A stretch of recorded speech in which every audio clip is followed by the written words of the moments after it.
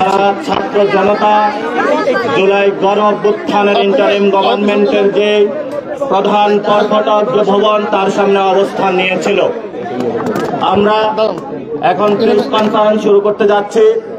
যে প্রেস কনফারেন্সের মধ্য দিয়ে আমরা এই আন্দোলনকে কিভাবে বেগবান করব, পুরো বাংলাদেশের মানুষকে কিভাবে কানেক্ট করব, সে বিষয়ে আপনাদের সাথে কথা বলবেন এই গণ অভ্যুত্থানের এই জুলাইয়ের অন্যতম নেতা হাসনাত আব্দুল্লাহ।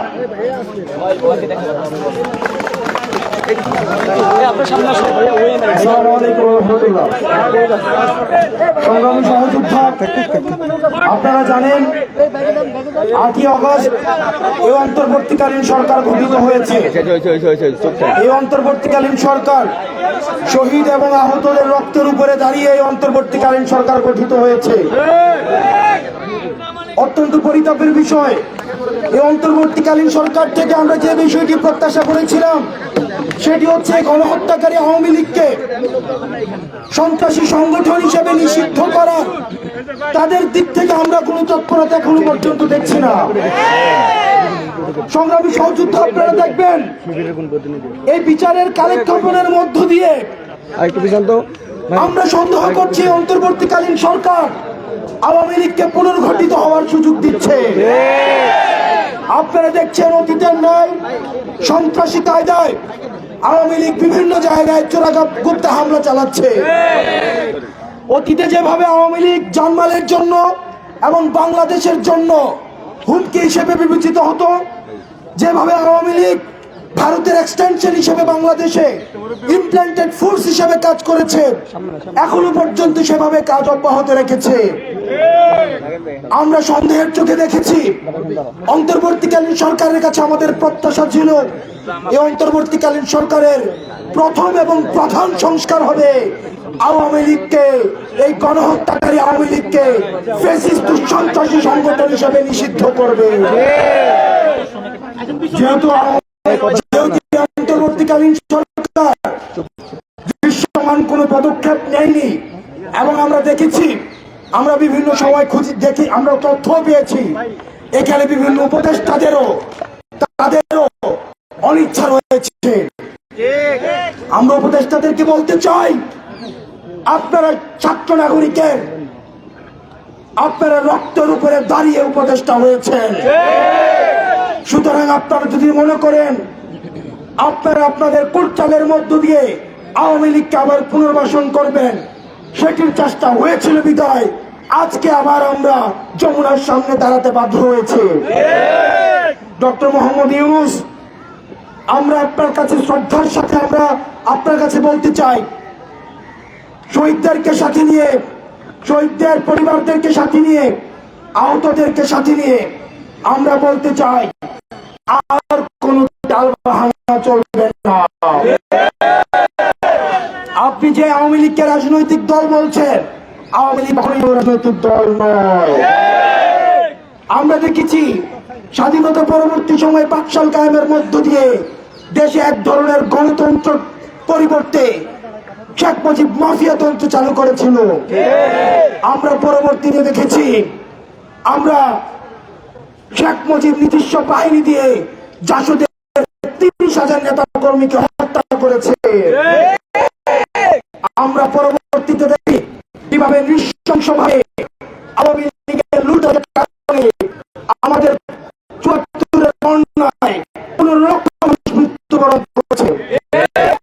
আমরা দেখেছি পরবর্তী সময়ে যখন হাসিনা ক্ষমতায় এসেছে, হাসিনা শুধুমাত্র ক্ষমতায় থাকাকালীন শুধুমাত্র আচরণ করে, বিষয়টি এমন নয়।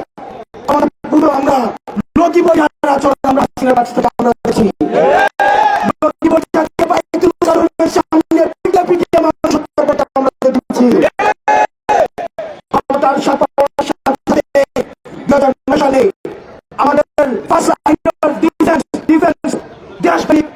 মিডিয়া সদস্যদেরকে হত্যা করা হয়েছে।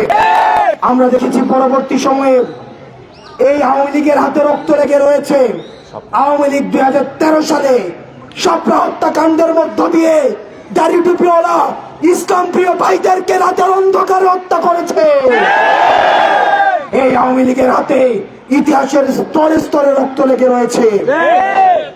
আমরা পরবর্তীতে দেখেছি কিভাবে আমাদের মোদি বিরোধী আন্দোলনে কিভাবে আওয়ামী লীগ হচ্ছে আমাদের মোদি বিরোধী আন্দোলনে ব্রাহ্মণবাড়িয়া এবং ঢাকা সহ বিভিন্ন জায়গায় আমাদের 25 ঊর্ধ্ব দেশপ্রেমিক জনতাকে হত্যা করেছে। প্রিয় সহযোদ্ধা, জুডিশিয়াল কিলিং এর মধ্য দিয়ে আমরা দেখেছি, জুডিশিয়াল কিলিং এর মধ্য দিয়েও আমাদের দেশে নাগরিকদেরকে হত্যা করা হয়েছে, আলেমদেরকে ফাঁসিতে ঝুলানো হয়েছে।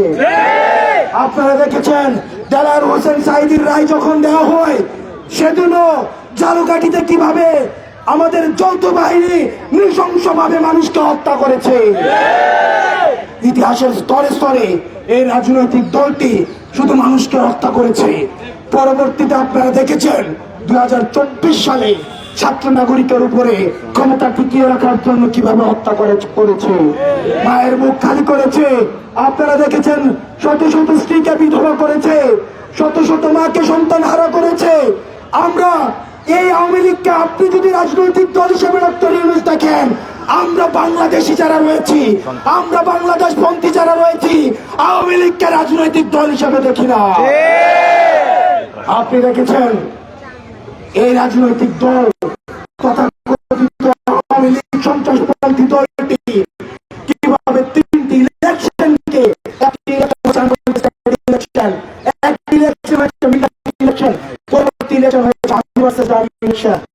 ইলেকশনকে কিভাবে কুক্ষিগত করেছে, গণতন্ত্রকে কুক্ষিগত করেছে।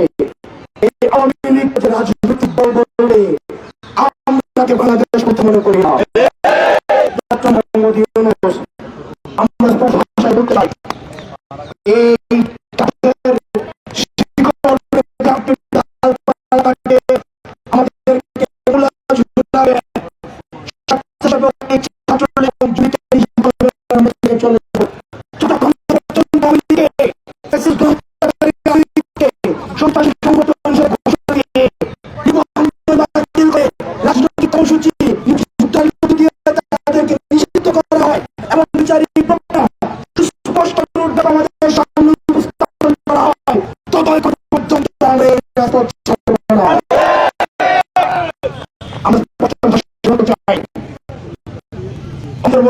আমরাই বসেছি, আমরা আপনার সহযোগিতা চাই। আপনার ফেসিস্টকে পুনর্বাসনের যারা করার চেষ্টা করছে, তাদের মধ্যে আমরা আপনাকে দেখতে চাই না। সেজন্য প্রিয় দেশবাসী, আজকে 5 জুম্মা আমরা এই যমুনার সামনে ফোয়ারাতে মঞ্চ তৈরি করা হচ্ছে, এই ফোয়ারার সামনে আমরা সর্বদলীয় নানা মত এবং নানা পথ যা বিরোধী প্রতিটি রাজনৈতিক দল, ফেসিবাদ বিরোধী প্রতিটি রাজনৈতিক শক্তি, ফেসিবাদ বিরোধী সাংস্কৃতিক শক্তি, ফেসিবাদ বিরোধী যারা এই গত দীর্ঘ 13 দশকের বেশি সময় ধরে নিপীড়িত হয়েছে, বিনার পরিবার, স্বপ্ন হত্যাকাণ্ড শিকার যে পরিবারগুলো রয়েছে, গুম খুনের শিকার যে পরিবারগুলো রয়েছে, আমরা সবাইকে সাথে নিয়ে আমরা আজকে এই ফোয়ারার সামনে থেকে এই হাসিনার এই রাজনৈতিক দলকে সন্ত্রাসী সংগঠন হিসেবে আপনি যখন ঘোষণা দেন, সেই জায়গা থেকে আমরা এই ঘোষণা নিয়ে ফোয়ারা থেকে আমরা সংঘর্ষের জন্য আমরা বলবো আপনারা নিয়ে আসুন। আপনারা যেভাবে 5 আগস্ট নেমে এসেছিলেন, যেভাবে জুলাই নেমে এসেছিলেন, আমরা 5 জুম্মা ঢাকা শহরের যতগুলো মসজিদ রয়েছে, ঢাকা শহরের যতগুলো মানুষ রয়েছে, আমরা মসজিদে মসজিদে আমাদের প্রত্যেকদের ইমামদের কাছে আমাদের আহ্বান থাকবে, আপনারা মসজিদে অ্যানাউন্স করবেন। আপনারা ভুলে যান না, আপনাদেরকে এই আওয়ামী লীগ দাড়ি টুপি টেনে টেনে মসজিদ থেকে বের করেছে। আপনার খুতবা পর্যন্ত গণভবন থেকে ঠিক করে দেওয়া হতো। প্রিয় সহযোদ্ধা, অন্যান্য যে ধর্মাবলম্বী ভাইয়েরা রয়েছেন, আমরা বাংলাদেশ প্রত্যেকটা নাগরিক সবাইকে আমরা আহ্বান জানাবো। আমরা আজকে সামনে থেকে কন্টিনেন্টাল যে রাস্তা রয়েছে, যে রাস্তা বাংলা মোটর পর্যন্ত গিয়েছে, এই পুরো রাস্তা আমরা আজকে জনসমুদ্রে পরিণত করব। প্রিয় সহযোদ্ধা, আজকে বুঝা যাবে কারা আওয়ামী লীগের নিষিদ্ধ চায় আর কারা ব্যাকডোর ডিপ্লোমেসিতে সারা বাংলাদেশের জনগণকে আমরা বলবো বাগজুমা, আপনারা হচ্ছেন ফোয়ারার সামনে নেমে আসুন। আওয়ামী লীগ নিষিদ্ধ করেই আমরা ঘরে ফিরবো। ওই জেগেছে রে জেগেছে, লেগেছে রে লেগেছে।